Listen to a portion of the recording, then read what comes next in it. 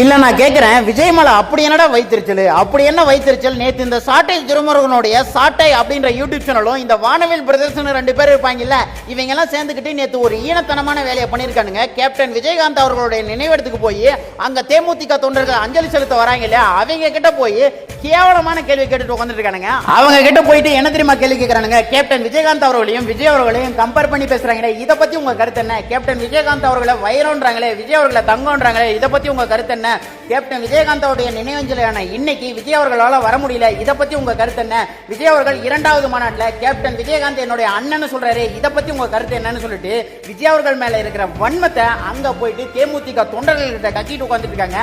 அங்க யாரெல்லாம் விஜய்க்கு எதிராக பேசுறாங்களோ அதெல்லாம் ஒரு காணொலியா வீடியோவா போட்டுட்டு உட்கார்ந்துட்டு இருக்காங்க. இல்ல நான் கேட்கிறேன், ஏண்டா சாட்டை, ஏண்டா எச்ச, உனக்கு உண்மையிலே தெம்பு இருந்தா, திராணி இருந்தா, தில்லு இருந்தா, ஆன்ம இருந்தா, அதே தேமுதிக தொண்டர்கள் கிட்ட மைக்க நீட்டி கொஞ்ச நாளைக்கு முன்னாடி ஒருத்தன் சொன்னானே, நல்ல கண்ணு கால் கட்ட மயிரளவுக்கு வருவானோட விஜயகாந்த் அப்படின்னு ஒரு புறம பேசினானே, அவனை பத்தி அங்க இருக்கிற தொண்டர்கள் கிட்ட கேள்வி கேட்க முடியுமா?